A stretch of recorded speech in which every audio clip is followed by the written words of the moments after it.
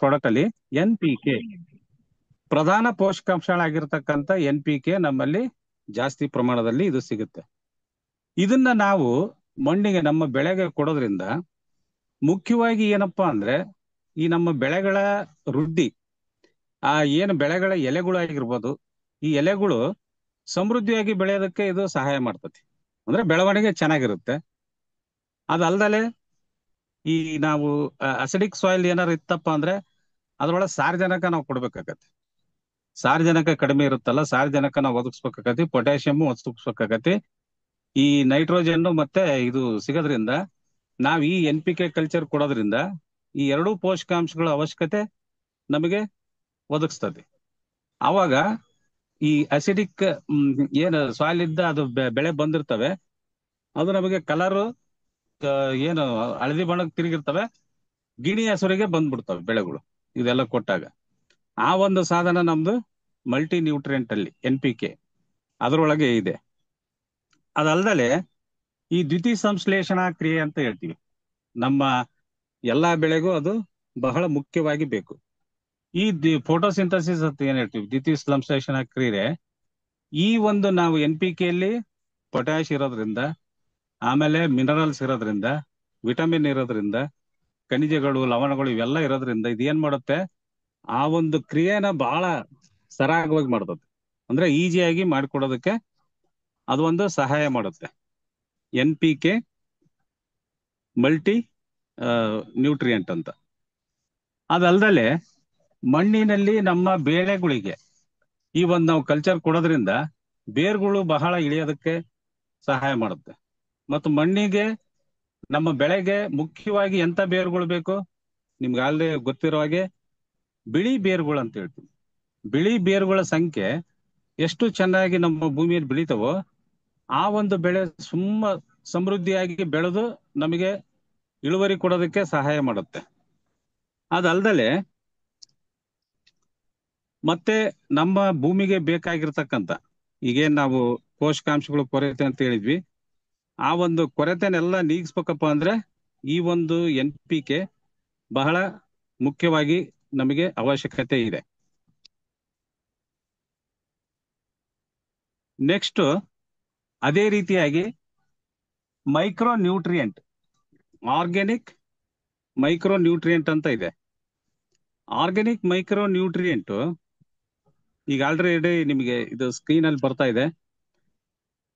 ಈ ಪ್ರಧಾನ ಪೋಷಕಾಂಶಗಳ ಬಗ್ಗೆ ಇಲ್ಲಿವರೆಗೂ ನಾವು ತಿಳ್ಕೊಂಡ್ವಿ. NPK ಕಲ್ಚರ್ ಇದೆ, ಮತ್ತೆ ವಿಟಮಿನ್ ಇದೆ, ಮಿನರಲ್ ಇದೆ, ಖನಿಜಗಳು ಎಲ್ಲವೂ ಇದಾವೆ ಅದ್ರೊಳಗೆ, ನಮ್ದು NPK ಇದ್ರೊಳಗೆ ಮಲ್ಟಿ ನ್ಯೂಟ್ರಿಯೆಂಟ್ ಒಳಗೆ. ಅದೇ ರೀತಿ organic nutrient, organic micro nutrient ನೀವು ಆ ಬಾಟಲ್ ಅಲ್ಲೇ ನೋಡ್ಬೋದು.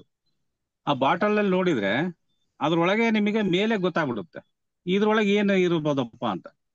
ಮುಖ್ಯವಾಗಿ ನಮಗೇನು 17 ಪೋಷಕಾಂಶಗಳಿದೆ ಅಂತ ಹೇಳಿದ್ವಿ, ದ್ವಿತೀಯ ಪೋಷಕಾಂಶಗಳು ಅಂತ ಹೇಳ್ತೀವಿ. ಆ ದ್ವಿತೀಯ ಪೋಷಕಾಂಶಗಳು ಇದ್ರೊಳಗೆಲ್ಲ ಕೊಟ್ಟಿರ್ತಾರೆ.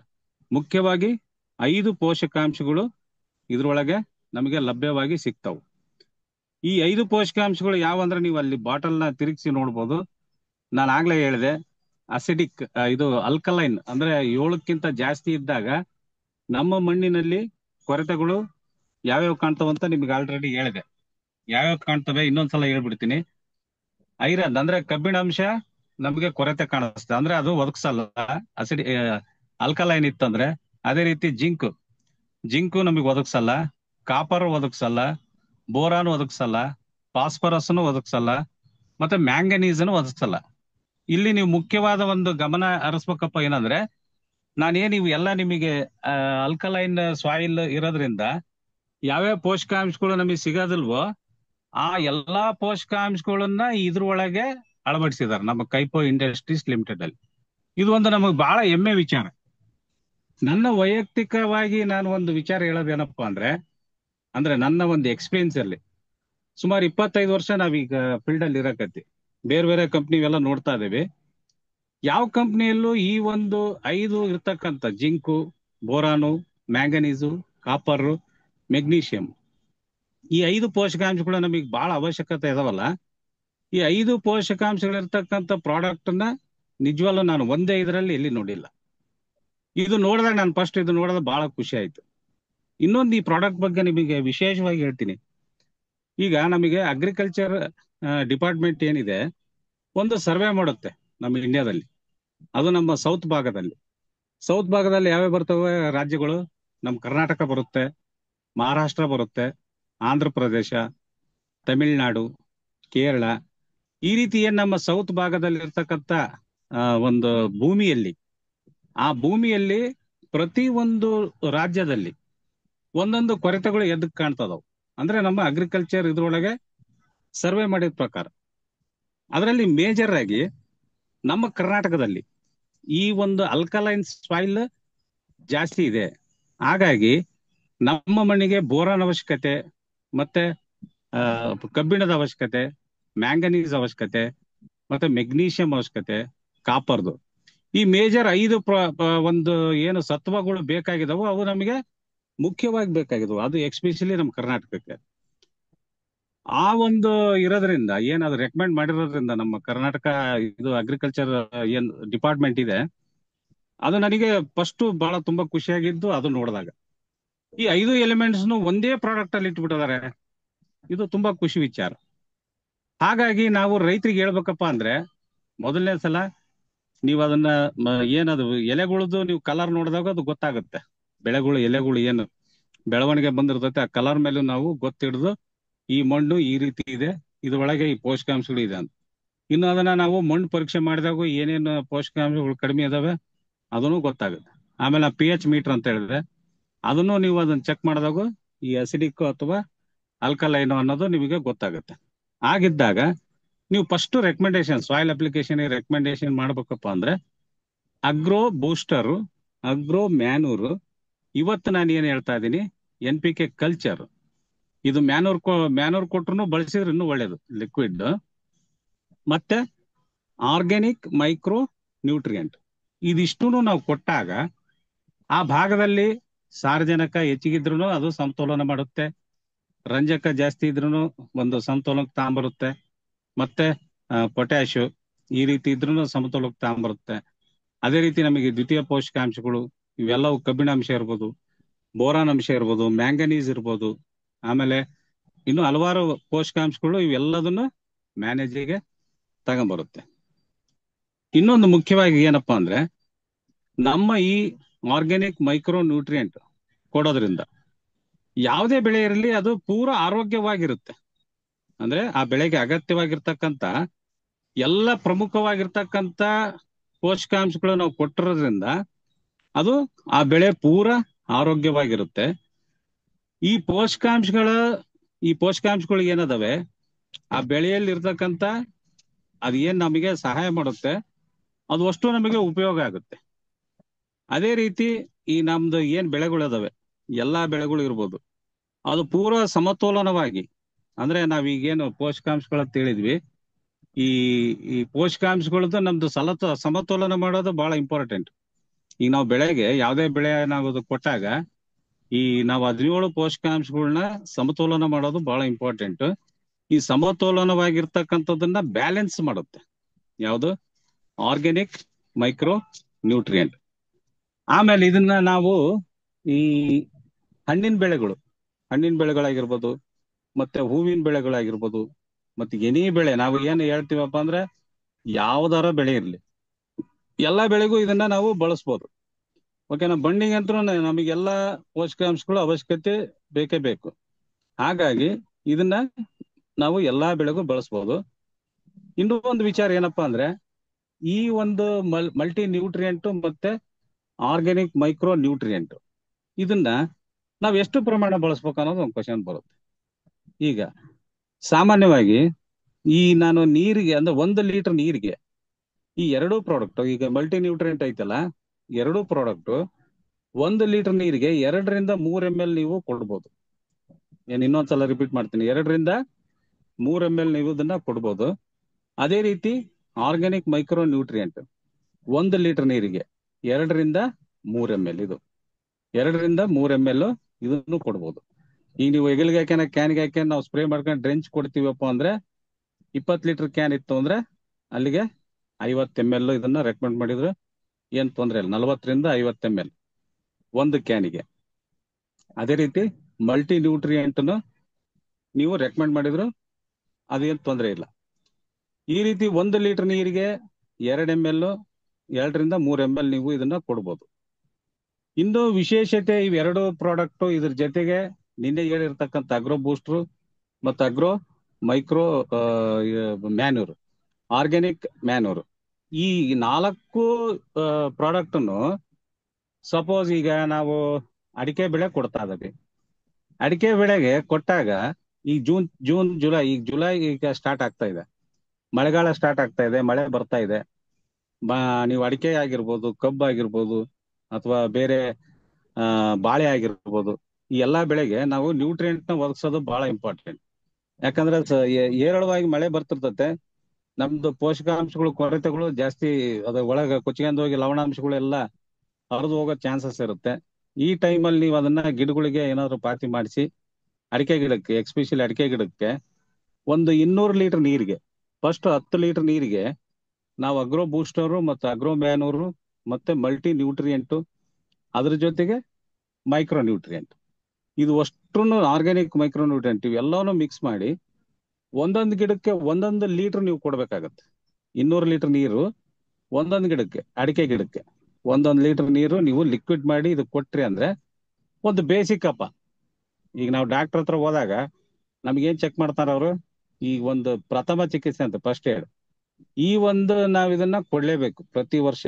ಒಂದು ಪೋಷಕಾಂಶಗಳು ಇದ್ರೊಳಗೆ ಎಲ್ಲಾ ಪೋಷಕಾಂಶಗಳು ಸಿಕ್ಬಿಡ್ತಾವ. ನಾನು ಹೇಳಿದ್ರೆ ಅಗ್ರೋ ಬೂಸ್ಟರ್ ಅದು ಏನ್ ಕೆಲಸ ಮಾಡುತ್ತೆ, ಮಣ್ಣಿನ ಉಸಿರಾಟ ಜಾಸ್ತಿ ಮಾಡುತ್ತೆ ಅಂತ ನಿನ್ನೆ ಹೇಳಿದ್ದೆ.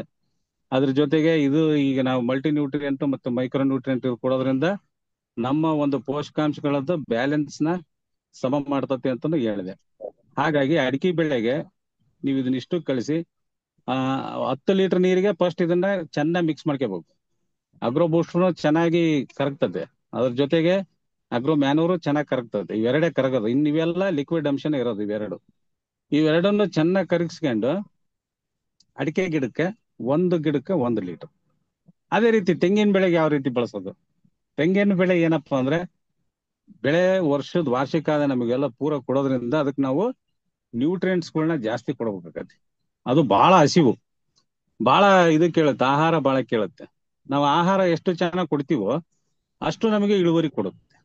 ಅದೇ ರೀತಿಯಾಗಿ ಈಗ ನಮ್ ಜೂನ್ ಜುಲೈಯಲ್ಲಿ ಅಡಿಗೆ ತೆಂಗಿನ ಮರಕ್ಕಾದ್ರೆ 40 ಗಿಡಕ್ಕೆ ಅದನ್ನು ಸೇಮ್ 10 ಲೀಟರ್ ನೀರಿಗೆ ಚೆನ್ನಾಗಿ ಬೆರೆಸ್ಕೊಂಡು ಅದನ್ನ 200 ಲೀಟರ್ಗೆ ನೀವು ಹಾಕಿ 40 ಗಿಡಕ್ಕೆ, ಒಂದು ಗಿಡಕ್ಕೆ ಮಿನಿಮಮ್ 5 ಲೀಟರ್ ನೀರ್ ಹಾಕ್ಬೇಕು. ನೀವೇನ್ ಕಲಿಸಿರ್ತೀರಿ ಗಿಡದ ಸುತ್ತಲೂ, ಅಂದ್ರೆ ಗಿಡದ ಬುಡಕ್ ಹಾಕಂಗಿಲ್ಲ. ಯಾಕಪ್ಪ ಅಂದ್ರೆ ನಾನು ನಿನ್ನೆ ಹೇಳಿದಾಗ ಅಡಿಕೆ ಗಿಡಕ್ಕೆ ಎಲ್ಲಿ ಕೊಡ್ಬೇಕಂತ ಹೇಳಿದ್ದೆ, ನೀವು ಸುತ್ತಲೂ ಏನು ಅಡಿಕೆ ಮರ ಇರುತ್ತೆ 1 ರಿಂದ 1.5 ಅಡಿ ದೂರದಲ್ಲಿ ನೀವು ಕೊಟ್ರೆ ಅಲ್ಲಿ ಆಹಾರ ಬೇಡ್ತಕ್ಕಂಥ ಬೇರ್ಗಳು ಇರ್ತಾವ. ಆ ಆಹಾರ ಬೇಡ್ತಕ್ಕಂಥ ಬೇರ್ಗಳಿಗೆ ಕೊಟ್ರೆ ನಿಮ್ಮ ಒಂದು ಬೆಳೆಗೆ ಅದು ತಗೊಳೋದು. ಅದೇ ರೀತಿ ತೆಂಗಿನ ಮರಕ್ಕೂ ನಾವ್ ಯಾವ ರೀತಿ ಕೊಡ್ಬೇಕು, ಬುಡಕ್ ಹೋಗಿ ಕೊಡಂಗಿಲ್ಲ. ತೆಂಗಿನ ಮರ ಸಾಮಾನ್ಯವಾಗಿ ಅದೇನು ಗರಿ ಚಾಚಿರುತ್ತೆ, ಆ ಗರಿ ಚಾಚಿದ 3/4 ಭಾಗ ದೂರದಲ್ಲಿ, ಅಂದ್ರೆ ಸಾಮಾನ್ಯವಾಗಿ 3 ಅಡಿ ದೂರ ಹಾಕಿದ್ರು ನಡೆಯುತ್ತೆ. ನೀವು 3 ರಿಂದ 4 ಅಡಿ ದೂರದಲ್ಲಿ ಪಾತಿ ಮಾಡಿ ಕೊಟ್ರೆ ಇನ್ನೂ ಬಹಳ ಒಳ್ಳೇದು. ನೀವು ಇಲ್ಲ ನಾವು ಹೊಲದಲ್ಲೇ ಅದು ಇದನ್ ಮಾಡ್ಬಿಟ್ಟಿದೀವಿ, ಅಂದ್ರೆ ಅದ್ರೊಳಗೆಲ್ಲ ಬೆಳೆ ಬೆಳಿತಾ ಇದೀವಿ, ಅದ್ರೊಳಗೆ ನಮ್ ತೆಂಗಿನ ಮರ ಇದಾವೆ ಅಂದ್ರೆ ನೀವೇನ್ ಮಾಡ್ಬೇಕು, ಆ 3 ರಿಂದ 4 ಅಡಿ ದೂರದಲ್ಲಿ ಸುತ್ತಲೂ ಏನಾದ್ರು ಒಂದು ಪಾತಿ ಮಾಡಿ ನೀವು ಅದನ್ನ ಬೇರಿಗೆ ಹೋಗಾಗ ನೋಡ್ಕೋಬೇಕಷ್ಟೇ. ಲಿಕ್ವಿಡ್ ಮಾಡಿ ಕೊಡೋದ್ರಿಂದ ಏನಾಗ್ತತೆ, ನಿಮ್ದು ಅದು ಬೇಗ ಹೀರ್ಕೊಂಡತಿ. ಮುಖ್ಯವಾಗಿ ಏನಪ್ಪಾ ಅಂದ್ರೆ ತೇವಾಂಶ ಇರ್ಬೇಕು. ನೀವು ಯಾವ ಬೆಳೆಗಾರ ಕೊಟ್ರಿ ತೇವಾಂಶ ಜಾಸ್ತಿ ಇರ್ಬೇಕು. ಅದೇ ರೀತಿ ನಿಮ್ದು ಬಾಳೆ ಬೆಳೆ ಇತ್ತು, ಬಾಳೆ ಬೆಳೆಗೂ ಸೇಮ್ ಇದೇ ಏನು 4 ಅದಾವ ಪ್ರಾಡಕ್ಟ್ ಇವು. ಅಂದ್ರೆ ಇದು ಬೇಸಿಕ್ ಆಗಿ ಹೇಳ್ತೀನಿ, ಮುಂದೆ ಬರ್ತಾ ನಾನು ರೆಕಮೆಂಡೇಶನ್ ಲಾಸ್ಟ್ಗೆ ಹೇಳ್ತೀನಿ, ಅವಾಗ ನೀವು ಬರ್ಕೊಂತ್ರಿ ಯಾವ್ಯಾವ ರೀತಿ ಯಾವ್ಯಾವ ಬೆಳೆಗೆ ಎಷ್ಟು ಕೊಡ್ಬೇಕಂತ. ಇದು ಮಾತ್ರ basic product, agro booster, agro manure ಮತ್ತೆ ಮಲ್ಟಿ ನ್ಯೂಟ್ರಿಯೆಂಟ್, ಮೈಕ್ರೋ ನ್ಯೂಟ್ರಿಯೆಂಟ್, ಇದ್ರೊಳಗೆ ಎಲ್ಲ ಬಂದ್ಬಿಡ್ತಲ್ಲ. ನಾನು ನಿನ್ನೆ ಹೇಳ್ದಂಗಿಂದ ನಿಮಗೆಲ್ಲ ಪೋಷಕಾಂಶಗಳೆಲ್ಲ ಬಂತು. ಹಾಗಾಗಿ ಬಾಳೆಗೂ ನೀವು ಯಾವ ರೀತಿ ಮಾಡ್ಬೇಕು, 200 ಗಿಡಕ್ಕೆ ಅದು ಸೇಮ್ ಅದೇ 10 ಲೀಟರ್ ನೀರಿಗೆ ಬೆಳೆಸೋದು, 200 ಗಿಡಕ್ಕೆ ಪ್ಯಾಕೇಜ್ನಂಗೆ ಕೊಡೋದು ಬಾಳೆಗೆ. ಇನ್ನು ನಾನು ಇನ್ನೊಂದು ಮುಖ್ಯವಾಗಿ ಯಾರಾದ್ರೂ ನೀವು ದಾಳಿಂಬ್ರೆ ಯಾರಾದ್ರೂ ರೈತರಿಗೆ ನೀವು ಕೊಡೋರಿತ್ತಂದ್ರೆ ದಾಳಿಂಬ್ರೆ ಅದಕ್ಕೆ ಆಹಾರ ಬಹಳ ಬೇಕು. ನೀವು ಎಷ್ಟು ಮೈಕ್ರೋ ನ್ಯೂಟ್ರಿಯೆಂಟ್ಸ್ ಆಮೇಲೆ ಆ ಪೋಷಕಾಂಶಗಳನ್ನ ಎಷ್ಟು ನೀವು ಒದಗಿಸ್ತೀರೋ ಅಷ್ಟು ಚೆನ್ನಾಗಿ ಅದು ಸೈಜ್ ಬರೋದಕ್ಕೆ ಮತ್ತೆ ಕಾಯಿ ಕಲರ್ ಬರೋದಕ್ಕೆ ಅಷ್ಟಕ್ಕೆಲ್ಲ ಹೆಲ್ಪ್ ಆಗುತ್ತೆ. ಹಾಗಾಗಿ ಇದನ್ನ ಒಂದು 100 ಗಿಡಕ್ಕೆ ನೀವು ಅದನ್ನ ಮಿಕ್ಸ್ ಮಾಡಿಕೊಡಿ. ಇವೆಲ್ಲದನ್ನು 10 ಲೀಟರ್ ನೀರಿಗೆ ಮಿಕ್ಸ್ ಮಾಡಿ 100 ಗಿಡಕ್ಕೆ, ಮಿನಿಮಮ್ 100 ಗಿಡಕ್ಕೆ ಇದೊಂದು ಪ್ಯಾಕೇಜ್ ನೀವು ಕೊಟ್ರಿ ಅಂದ್ರೆ ಹೆಚ್ಚು ಕಮ್ಮಿ ಬಹಳ ಚೆನ್ನಾಗ್ ಬರ್ತದೆ ಯಾವುದು ದಾಳಿಂಬ್ರೆ ಗಿಡಕ್ಕೆ. ಅದೇ ರೀತಿ ನೀವೇನಾದ್ರೂ ಕಬ್ಬಿನ ಬೆಳೆ ಕೊಡ್ಬೇಕಪ್ಪ ಅಂದ್ರೆ, ಕಬ್ಬಿನ ಬೆಳೆ ಈಗ ನಾವೇನ್ ಮಾಡ್ತೀವಿ, ಮಾಮೂಲಿ ಒಂದು 3 ಗೊಬ್ಬರಗಳನ್ನೆಲ್ಲ ಹಾಕ್ತಿವಿ. 3 ಗೊಬ್ಬರ ಹಾಕಿದಾಗ ಆ 3 ಗೊಬ್ಬರ ಕೊಟ್ಟಾಗ ಫಸ್ಟ್ ಗಿಡದಲ್ಲಿ ಅಂದ್ರೆ ಫಸ್ಟ್ ಗೊಬ್ಬರದಲ್ಲಿ ಈ ಮೂರನ್ನು ಮಿಕ್ಸ್ ಮಾಡಿ ಕೊಡ್ಬೋದು. ಯಾವ್ದು ಅಗ್ರೋ ಮ್ಯಾನೂರು ಮತ್ತೆ ಅಗ್ರೋ ಬೂಸ್ಟರ್, ಅದ್ರ ಜೊತೆಗೆ ನೀವು ಇದನ್ನ ಲಿಕ್ವಿಡ್ ಚೆಲ್ಲಿದ್ರು ನಡೆಯುತ್ತೆ. ನೀವು ಇದನ್ನ ಲಿಟರೇಚರ್ ನೋಡ್ಬೋದು. ನೀವು ಕಂಪ್ನಿ ರೆಕಮೆಂಡೇಶನ್ ಇದನ್ನ ಯಾವ್ದ್ರಲ್ಲೇ ಆದ್ರೂ ಮಣ್ಣು ಅಥವಾ ಮರಳು ಅಥವಾ ಕೊಟ್ಟಿಗೆ ಗೊಬ್ಬರ ಅಂತ ಹೇಳ್ತೀವಿ, ಕೊಟ್ಟಿಗೆ ಗೊಬ್ಬರದಲ್ಲಿ ನೀವು ಮಿಕ್ಸ್ ಮಾಡಿ ಕೊಡ್ಬೋದು. ಇಲ್ಲಿ ಅದೇ ಈಗ ಎಷ್ಟು ವರ್ಷದ ಗಿಡಕ್ಕೆ ನಾವ್ ಇದನ್ನ ಕೊಡ್ಬೇಕಂತ ಕ್ವಶನ್ ಕೇಳಿದಾರೆ ಇಲ್ಲಿ ಯಾರು ರಾಣಿ ಮೇಡಮ್ ಅಂತ. ಏನಿಲ್ಲ, ನೀವು ಈಗ ನಾವು ಅಂದ್ರೆ ಅಡಿಕೆ ಗಿಡ ತಪ್ಪು ಮಾಡೋದೇ ಅಲ್ಲಿ ಏನಪ್ಪಾ ಅಂದ್ರೆ, ನಾವು ಸಣ್ಣ ಗಿಡಕ್ಕೆ ಸ್ವಲ್ಪ ಕೊಡ್ಬೇಕು, ಫಲ ಬರ್ತಕ್ಕಂಥ ಜಾಸ್ತಿ ಕೊಡ್ಬೇಕು. ಯಾಕಂದ್ರೆ ಫಲ ಬರ್ತಕ್ಕಂಥ ಗಿಡ ನಮ್ಗೆ ಆಲ್ರೆಡಿ ದುಡ್ಡು ಕೊಡ್ತಾ ಇತ್ತೆ. ಹಂಗಾಗಿ ರೈತರಿಗೆ ಏನಾಗ್ಬಿಡತ್ತೆ, ಅದು ಮೈಂಡ್ ಸೆಟ್ ಆಗ್ಬಿಡತ್ತೆ. ಈಗ ನಾವು ಅದು ನಮಗೆ ವಾಪಸ್ ನಮಗೆ ದುಡ್ಡು ಕೊಡ್ತಾ ಇದ್ದೆ, ಒಂದ್ ಸ್ವಲ್ಪ ಜಾಸ್ತಿನ ಕೊಡೋಣ. ಇನ್ನು ಸಣ್ಣ ಗಿಡ ಅದಕ್ಕೆ ಯಾಕೆ ಕೊಡ್ಬೇಕು ನಾವು, ಇನ್ನು ನಮಗೆ ಅದು ಬರೋದೇ 3 ವರ್ಷ 4 ವರ್ಷ.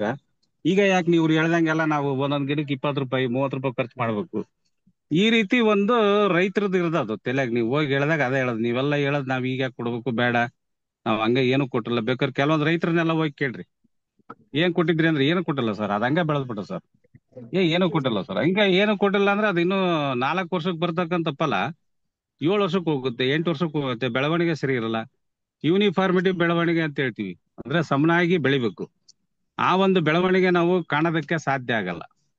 ನಾನ್ ಹೇಳೋದೇನಪ್ಪಾ ಅಂದ್ರೆ, ಬಾಳೆ ಆದ್ರೆ ಈ ಅಡಿಕೆ ತೋಟ ಆಗಿರ್ಬೋದು, ತೆಂಗಿನ ತೋಟ ಆಗಿರ್ಬೋದು, ಈ ನಾವ್ ಹೆಂಗ್ ಊಟ ಮಾಡ್ತೀವಿ, ಒಂದು ದಿನಕ್ಕೆ ಬೆಳಗ್ಗೆ ತಿಂಡಿ ತಿಂತೀವಿ, ಮಧ್ಯಾಹ್ನ ಊಟ ಮಾಡ್ತೀವಿ, ರಾತ್ರಿ ಊಟ ಮಾಡ್ತೀವಿ, 3 ಹೊತ್ತು ಊಟ ಮಾಡ್ತೀವಿ. ಅದೇ ರೀತಿ ನಮಗೆ ಈ ವಾರ್ಷಿಕ ಬೆಳೆಗಳು ಅಂತ ಹೇಳ್ತೀವಿ, ಯಾವ್ಯಾವ ಅಡಿಕೆ ಬೆಳೆ, ತೆಂಗಿನ ಬೆಳೆ. ಈ ಅಡಿಕೆ ಬೆಳೆಗೆ ನೀವು ಕನಿಷ್ಠ ಅಂದ್ರೂ ನ್ಯೂಟ್ರಿಯೆಂಟ್ಸ್ ಆಗಿರ್ಬೋದು, ನಮ್ಮಲ್ಲಿ ಸಿಗ್ತಕ್ಕಂಥ ಅಗ್ರೋ ಬೂಸ್ಟರ್, ಮ್ಯಾನೂರು, ಈಗ ಹೇಳಿದೆ ಮೈಕ್ರೋ ನ್ಯೂಟ್ರಿಯೆಂಟ್, ಮಲ್ಟಿ ನ್ಯೂಟ್ರಿಯೆಂಟ್, ಇದನ್ನೆಲ್ಲ ಕಲಿಸಿ ಕೊಟ್ರಿ ಅಂದ್ರೆ ಇಲ್ಲಿಂದ 3 ರಿಂದ 4 ತಿಂಗಳ ಗ್ಯಾಪ್ ಅಲ್ಲಿ ಮತ್ತೊಂದ್ಸಲ ಕೊಡಿ. ಮತ್ತೇನೇನು ಕೊಡ್ಬೋದು, ನಮ್ದಲ್ಲಿ ಹ್ಯೂಮಿಕ್ ಆಸಿಡ್ ಇದೆ, ಆಮ್ಲಗಳು ಅದಾವೆ, ಈ ರೀತಿ ಸುಮಾರು ಪ್ರಾಡಕ್ಟ್ ಅದಾವೆ. ಅಂದ್ರೆ ಏನಾದ್ರೂ ನ್ಯೂಟ್ರಿಯೆಂಟ್ಸ್, ಗ್ರೋತ್ ಪ್ರಮೋಟರ್ಸ್, ಆಮೇಲೆ ಲವಣಾಂಶಗಳು ಏನಾದ್ರೂ ನಾವು 4 ಟೈಮ್, ವರ್ಷಕ್ಕೆ 4 ಟೈಮ್ ಕೊಟ್ರೆ ನಿಮ್ಮ ಬೆಳೆ ಐತಲ್ಲ ಆ ಇಳುವರಿನೂ ನೀವು ಚೆಕ್ ಮಾಡ್ಕೊಳ್ರಿ, ಪ್ರತಿಯೊಂದನ್ನು ಚೆಕ್ ಮಾಡ್ಕೊಳ್ರಿ.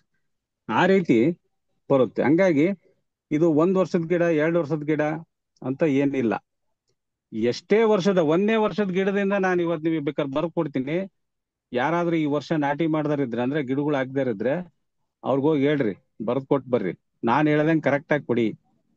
ಈಗ ಅಂದ್ರೆ 1 ವರ್ಷದ ಗಿಡಗಳಿದ್ರೆ 2 ಸಲ ಕೊಡಿಸ್ರಿ ವರ್ಷಕ್ಕೆ. ಮೊದಲನೇ ವರ್ಷ, 2ನೇ ವರ್ಷ 3 ಸಲ ಕೊಡಿಸ್ರಿ, 4ನೇ ವರ್ಷ 4 ಸಲ ಕೊಡಿಸ್ರಿ. 4ನೇ ಸಲ ಕೊಡಿದಾಗ ಅದು ಫಲ ಬರ್ಲಿಲ್ಲ ಅಂದ್ರೆ ಅವತ್ ಕೇಳ್ರಿ.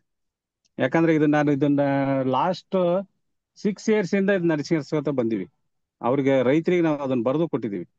ಅಂದ್ರೆ ನಾವು ಅದನ್ನ ಪ್ರಾಮಿಸ್ ಮಾಡಿದ್ವಿ, ನಿಮ್ದು ಕರೆಕ್ಟ್ ಆಗಿ 4 ವರ್ಷಕ್ಕೆ ನಾವು ಇದನ್ನ ನಿಮಗೆ ಇಳುವರಿ ಬರೆಸ್ಕೊಡ್ತೀವಿ.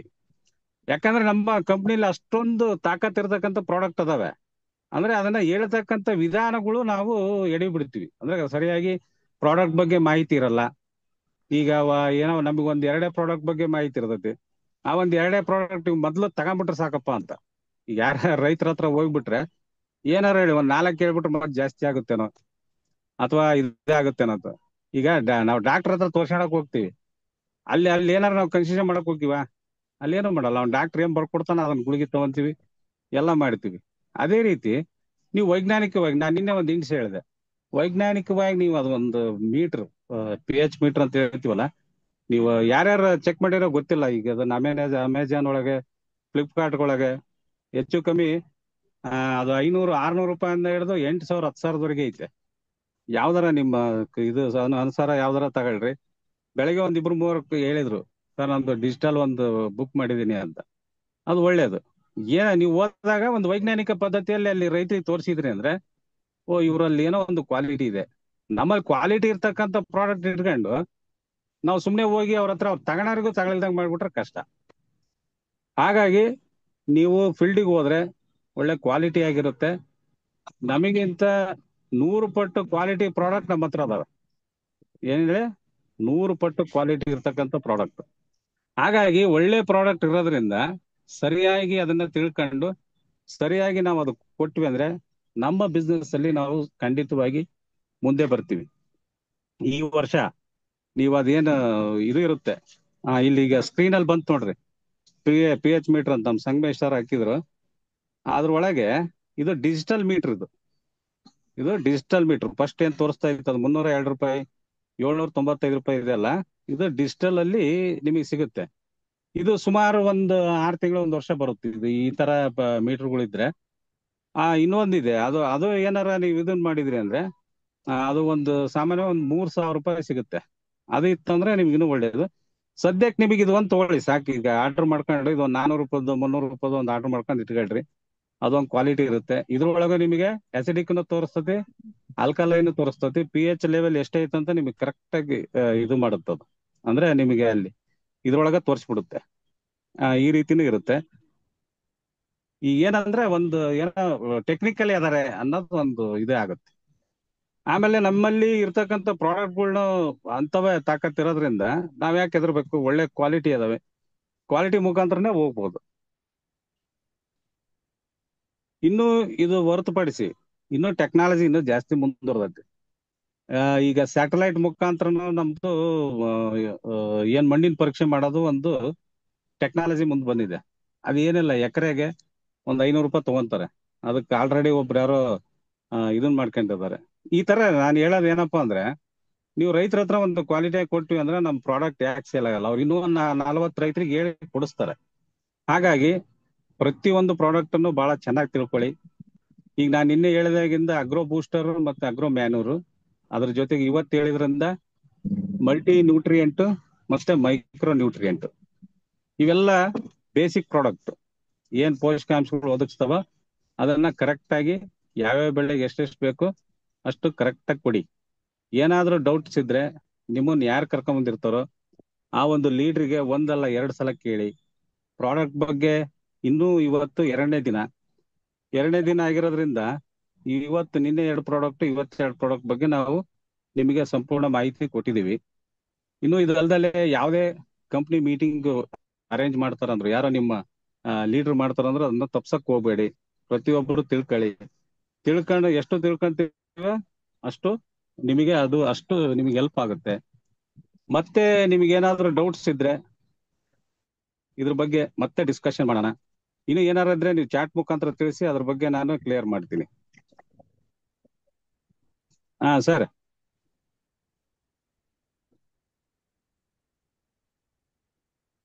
ಸಂಗಮೇಶ್ ಸರ್. Yes sir. ಈಗ ಸದ್ಯ 2 ಪ್ರಾಡಕ್ಟ್ ಒಂದು ಕಂಪ್ಲೀಟ್ ಎಲ್ಲ ಹೇಳಿದೀನಿ. ಇನ್ನು ಏನಾದ್ರೂ ಡೌಟ್ಸ್ ಇದ್ರೆ ಯಾರಾದ್ರೂ ಚಾಟ್ ಮಾಡ್ಲಿ ಸರ್ ಅದು. Yes thank you sir. Yes Manju sir excellent ಆಗಿ ಇನ್ಫಾರ್ಮೇಶನ್ ಕೊಟ್ರು. ಸೊ ಇವತ್ತು NPK and multi nutrient and micro nutrients ಬಗ್ಗೆ ಇನ್ಫಾರ್ಮೇಶನ್ ಕೊಟ್ರು. ಜಸ್ಟ್ ಒಂದು 5 ಮಿನಿಟ್ಸ್ ಸರ್ ಏನೆಲ್ಲ ಹೇಳಿದ್ರು ನಾನು ಜಸ್ಟ್ ನಿಮ್ಗೆ ಇನ್ಫಾರ್ಮ್ ಮಾಡ್ತೀನಿ. ಸೊ NPK ಬಗ್ಗೆ ಹೇಳಿದ್ರು ನಮ್ಗೆ ನೈಟ್ರೋಜನ್, ಪೊಟ್ಯಾಷಿಯಂ, ಫಾಸ್ಫರಸ್. ಸೊ ಈ ಒಂದು ಪ್ರಾಡಕ್ಟ್ ಇರೋದ್ರಿಂದ ನಮ್ಗೆ for example soil basic acidic ಆಗಿದ್ರೆ ನಮ್ಗೆ ಈ ಪೊಟ್ಯಾಷಿಯಂ ಇರೋದ್ರಿಂದ ಏನಾಗುತ್ತೆ, pH ಲೆವೆಲ್ ಬ್ಯಾಲೆನ್ಸ್ ಮಾಡುತ್ತೆ ಅಂತ ಕೂಡ ಇನ್ಫಾರ್ಮೇಶನ್ ಕೊಟ್ರು. ಅಂಡ್ ಅದ್ರ ಜೊತೆಗೆ ಫೋಟೋಸಿಂಥಸಿಸ್, ದ್ವಿತೀಯ ಸಂಶ್ಲೇಷಣೆ ಕ್ರಿಯೆ ಅಂತ ಹೇಳ್ತೀವಿ ನಾವು. ಚಿಕ್ಕ ಮಕ್ಳು ಇರ್ಬೇಕಾದ್ರೆ ಸ್ಕೂಲಲ್ಲಿ ಕೂಡ ಓದಿರ್ತೀವಿ, ಪತ್ರ ಇರುತ್ತೆ ಅಂತ. ದ್ವಿತೀಯ ಸಂಶ್ಲೇಷಣೆ ಕ್ರಿಯೆ ಚೆನ್ನಾಗಾದ್ರೆ ಏನಾಗುತ್ತೆ ಸರ್, ಫೋಟೋಸಿಂಥಸಿಸ್ ಚೆನ್ನಾಗಾದ್ರೆ ಆ ಒಂದು ಸೂರ್ಯನ ಕಿರಣಗಳಿಂದ ಆ ಒಂದು ಬೆಳೆ ಫುಡ್ ಅನ್ನ ರೆಡಿ ಮಾಡಿದ್ರೆ ಅದು ಚೆನ್ನಾಗಿ ಬೆಳೆಯುತ್ತೆ. ಅಂಡ್ ಆ ಒಂದು ಎಲೆಗಳೆಲ್ಲವೂ ಕೂಡ ಗ್ರೀನ್ ಕಲರ್ ಆಗುತ್ತೆ. ಯಾವುದೇ ಒಂದು ಕಲರ್ ಇಲ್ಲ, ಹಳದಿ ಇರಬಹುದು, ಬೇರೆ ಬೇರೆ ಕಲರ್ ಚಿಕ್ಕ ಇರುತ್ತೆ. ಯಾವುದೇ ಒಂದು ಕಲರ್ ಇದ್ರೂ ಕೂಡ ಅದು ಗ್ರೀನ್ ಕಲರ್ ಗೆ ಬರುತ್ತೆ. ಫೋಟೋಸಿಂಥಸಿಸ್ ಚೆನ್ನಾಗಿ ಆಗೋದ್ರಿಂದ ಗ್ರೀನ್ ಕಲರ್ ಬರುತ್ತೆ. ಅಂಡ್ ಅದ್ರ ಜೊತೆಗೆ ಈ ಒಂದು NPK ಯೂಸ್ ಮಾಡೋದ್ರಿಂದ ವೈಟ್ ರೂಟ್ ಜಾಸ್ತಿ ಆಗುತ್ತೆ ಅಂತ ಕೂಡ ಇನ್ಫಾರ್ಮೇಶನ್ ಕೊಟ್ರು. ಎಸ್, ಈ ವೈಟ್ ರೂಟ್ ಜಾಸ್ತಿ ಆಗೋದ್ರಿಂದ ಆ ಒಂದು ನ್ಯೂಟ್ರಿಯೆಂಟ್ಸ್ ಸರಿಯಾಗಿ ಅಬ್ಸರ್ವ್ ಮಾಡುತ್ತೆ. ಆ ಬೆಳೆ ಚೆನ್ನಾಗಿ ನ್ಯೂಟ್ರಿಯೆಂಟ್ಸ್ ಅಬ್ಸರ್ವ್ ಮಾಡಿದ್ರೆ ಆ ಬೆಳೆ ಕೂಡ ಚೆನ್ನಾಗಿರುತ್ತೆ. ಎಸ್, ಎಲೆಗಳು ಚೆನ್ನಾಗಿರುತ್ತೆ, ಕಾಂಡಗಳು ಚೆನ್ನಾಗಿರುತ್ತೆ, ಹೂಗಳು ಕೂಡ ಚೆನ್ನಾಗಿ ಬರುತ್ತೆ. ಅದ್ರ ಜೊತೆಗೆ ಬಿಳಿ ರೂಟ್ಸ್ ಹೇಳಿದ್ರು, ವೈಟ್ ರೂಟ್ಸ್, ಅದು ಕೂಡ ಚೆನ್ನಾಗಿ ಬರುತ್ತೆ ಅಂತ ಇನ್ಫಾರ್ಮೇಶನ್ ಕೊಟ್ಟರು. ಅಂಡ್ ನೆಕ್ಸ್ಟ್ ಮೈಕ್ರೋ ನ್ಯೂಟ್ರಿಯೆಂಟ್ಸ್ ಬಗ್ಗೆ ಕೂಡ ಡಿಸ್ಕಸ್ ಮಾಡಿದ್ರು. ಎಸ್, ಇದನ್ನ ಸೆಕೆಂಡರಿ ನ್ಯೂಟ್ರಿಯೆಂಟ್ಸ್ ಅಂತ ಕೂಡ ಹೇಳ್ಬೋದು. ಆಲ್ಮೋಸ್ಟ್ ಅಲ್ಲಿ ಸರ್ ಹೇಳಿದ್ರೆ 17 ನ್ಯೂಟ್ರಿಯೆಂಟ್ಸ್ ನಮಗೆ ಬಹಳ ಇಂಪಾರ್ಟೆಂಟ್ ಇರುತ್ತೆ. ಯಾವಾಗ ಆ ಒಂದು ನ್ಯೂಟ್ರಿಯೆಂಟ್ಸ್ ಬ್ಯಾಲೆನ್ಸ್ ಆಗಿ ಕರೆಕ್ಟ್ ಆಗಿ ಬೆಳೆಗಳಿಗೆ ಸಿಗುತ್ತೆ, ಅವಾಗ ಮಾತ್ರ ಆ ಒಂದು ಬೆಳೆ ಚೆನ್ನಾಗಿ ಬರುತ್ತೆ ಅಂತ ಕೂಡ ನಮಗೆ ಇನ್ಫಾರ್ಮೇಶನ್ ಕೊಟ್ಟರು. ನಮ್ಗೆ ಇವತ್ತು ಬಹಳಷ್ಟು ಜನರಿಗೆ ಗೊತ್ತಿರಲ್ಲ, ಆ ಒಂದು ಪಿ ಎಚ್ ಲೆವೆಲ್ ಮೀಟರ್ ನ ತಗೊಂಡ್ ಕೂಡ ನಾವು ಪಿ ಎಚ್ ಮೇಲೆ ಕೂಡ ಏನ್ ಕಡಿಮೆ ಇದೆ ಅಂತ ಕೂಡ ನಾವು ಕ್ಯಾಲ್ಕುಲೇಟ್ ಮಾಡಿ ಅದರದ ಮೇಲೆ ನಾವು ಕೊಡ್ಬೋದು. ಒಂದು 5 ಇಂಪಾರ್ಟೆಂಟ್ ನ್ಯೂಟ್ರಿಯೆಂಟ್ಸ್ ಕೂಡ ನಮ್ಗೆ ಹೇಳಿದ್ರು. ಜಿಂಕ್ ಇರ್ಬೋದು, ಬೋರನ್ ಇರ್ಬೋದು, ಕಫರ್ ಇರ್ಬೋದು, ಮ್ಯಾಂಗನೀಸ್ ಇರ್ಬೋದು. ಈ ತರ ಆ ಒಂದು 5 ಇಂಪಾರ್ಟೆಂಟ್ ಬೇರೆ ಯಾವ ಒಂದು ಹೊರಗಡೆ ಕೂಡ ಸಿಗೋದಿಲ್ಲ ಅನ್ನೋದು ಕೂಡ ನಮ್ಗೆ ಇನ್ಫಾರ್ಮೇಶನ್ ಕೊಟ್ರು. ಬಟ್ ಈ ಒಂದು ಕೇವಲದಲ್ಲಿ ಈ ಮೈಕ್ರೋ ನ್ಯೂಟ್ರಿಯೆಂಟ್ ಅಲ್ಲಿ ನಮ್ಮ ಒಂದು ಮೈಕ್ರೋ ನ್ಯೂಟ್ರಿಯೆಂಟ್ ಅಲ್ಲಿ ಈ 5 ನ್ಯೂಟ್ರಿಷನ್ ಸಿಗುತ್ತೆ. ಹೊರಗಡೆ ಎಟ್ ಎ ಟೈಮ್ ಈ ಒಂದು 5 ಸಿಗುದಿಲ್ಲ ಅಂತ ಕೂಡ ಇನ್ಫಾರ್ಮೇಶನ್ ಕೊಟ್ರು. ಓವರ್ ಆಲ್ ಆಗಿ ನಾವು ನೋಡೋದಾದ್ರೆ ಈ ಒಂದು ಕ್ರಾಫ್ಟ್ ಆರೋಗ್ಯ ಚೆನ್ನಾಗಿರುತ್ತೆ. ಇವತ್ತು ಯಾವುದೇ ಒಂದು ಕ್ರಾಫ್ ಇರ್ಬೋದು ಅಥವಾ ಮನುಷ್ಯ ಇರ್ಬೋದು, ಅವ್ರಿಗೆ ಬೇಕಾಗಿರತಕ್ಕಂತ ಎಲ್ಲ ಒಂದು ಪೌಷ್ಟಿಕಾಂಶಗಳು ಕರೆಕ್ಟ್ ಆಗಿ ಸರಿಯಾಗಿ ಸಿಕ್ಕರೆ ಅವ್ರು ಚೆನ್ನಾಗಿರ್ತಾರೆ. ಹಾಗೆ ಬೆಳೆಗಳಿಗೆ ಕೂಡ ಸಮತೋಲನವಾಗಿ ಏನೆಲ್ಲ ಒಂದು ಅವಶ್ಯಕತೆ ಇರುತ್ತೆ ಆ ನ್ಯೂಟ್ರಿಷನ್ ನಮ್ಮ ಒಂದು ಪ್ರೊಡಕ್ಟ್ಸ್ ಮೂಲಕ ಕೊಟ್ಟು ಆ ಒಂದು ಕ್ರಾಪ್ಸ್ ನ ನಾವು ಹೆಲ್ದಿ ಆಗಿರೋಕೆ ಹೆಲ್ಪ್ ಮಾಡಬಹುದು. ಟೋಟಲ್ ಈ ಒಂದು ಪ್ರೊಡಕ್ಟ್ಸ್ ಮೈಕ್ರೋ ನ್ಯೂಟ್ರಿಯೆಂಟ್ಸ್ ಇರ್ಬೋದು, NPK ಇರ್ಬೋದು, ಇವೆಲ್ಲ ಕೊಡೋದ್ರಿಂದ ಏನಾಗುತ್ತೆ ಅಂದ್ರೆ ನ್ಯೂಟ್ರಿಯೆಂಟ್ಸ್ ನ ಬ್ಯಾಲೆನ್ಸ್ ಮಾಡುತ್ತೆ. ಟೈಮ್ಸ್ ಸಮ್ ಪೀಪಲ್ pH ಗೊತ್ತಿರುತ್ತೆ, ಗೊತ್ತಿಲ್ಲದೆ ಇರಬಹುದು. ಬಟ್ ಈ ಒಂದು ಪ್ರೊಡಕ್ಟ್ಸ್ ಅನ್ನ ಕೊಟ್ರೆ ಒಂದ್ ವೇಳೆ ಆ pH ಲೆವೆಲ್ ಜಾಸ್ತಿ ಇದ್ರೂ ಕೂಡ ನಾರ್ಮಲ್ ಮಾಡುತ್ತೆ, ಕಡಿಮೆ ಇದ್ರೂ ಕೂಡ ನಾರ್ಮಲ್ ಮಾಡುತ್ತೆ ಅಂತ ಕೂಡ ನಮ್ಗೆ ಡಿಸ್ಕಸ್ ಮಾಡಿದ್ರು. ಓವರ್ ಆಲ್ ಆಗಿ ಇದು ಫ್ರೂಟ್ಸ್ ಇರ್ಬೋದು, ಫ್ಲವರ್ಸ್ ಇರ್ಬೋದು, ಯಾವುದೇ ಒಂದು ಪ್ರಾಬ್ಲಮ್ ಇದ್ರೂ ಕೂಡ ಅದು ಯಾವುದು ಆಗದೆ ಇರೋ ತರ ನಮಗೆ ಈ ಒಂದು ಪ್ರೊಡಕ್ಟ್ಸ್ ಹೆಲ್ಪ್ ಮಾಡುತ್ತೆ. ಅಂಡ್ ಅದ್ರ ಜೊತೆಗೆ ಈ ಒಂದು 4 ಪ್ರೊಡಕ್ಟ್ಸ್ ನಾವು ತೆಂಗಿನಕಾಯಿ ಇರ್ಬೋದು, ಅಡಕೆ ಇರ್ಬೋದು, ಮಿಕ್ಸ್ ಮಾಡಿ ಯಾವ ತರ ನಮ್ ಯೂಸ್ ಮಾಡಿದ್ರೆ ಚೆನ್ನಾಗಿ ಬರುತ್ತೆ ಅಂತ ಕೂಡ ನಮ್ಗೆ ಇನ್ಫಾರ್ಮೇಶನ್ ಕೊಟ್ರು. ಎಸ್, ಎಲ್ಲರೂ ಕೂಡ ಅಂಡರ್ಸ್ಟ್ಯಾಂಡಿಂಗ್ ಆಗಿದೆ ಅನ್ಕೊಂಡಿದೀನಿ. ಇನ್ನು ನಿಮ್ಗೆ ಏನಾದ್ರು ಕನ್ಫ್ಯೂಷನ್ಸ್ ಇದ್ರೆ ನೀವು ಬೇಕಿದ್ರೆ ಡೈರೆಕ್ಟ್ ಕೂಡ ಕಾಲ್ ಮಾಡಬಹುದು ಅವ್ರಿಗೆ. ನಿಮ್ಗೆ ಏನೇ ಒಂದು ಕನ್ಫ್ಯೂಷನ್ಸ್ ಕೂಡ ಕ್ಲಿಯರ್ ಮಾಡಬಹುದು. ಎಸ್ ಸರ್, ಅಂಡರ್ಸ್ಟ್ಯಾಂಡಿಂಗ್ ಆಗಿದೆ ಅನ್ಕೊಂಡಿದೀನಿ. ಇನ್ನು ಏನಾದ್ರು ಕೇಳದಿದ್ರೆ ಯಾರಾದ್ರೂ ಮೆಸೇಜ್ ಮಾಡಬಹುದು, ಇಲ್ಲಾಂದ್ರೆ ಮೀಟಿಂಗ್ ನ ಎಂಡ್ ಮಾಡೋಣ.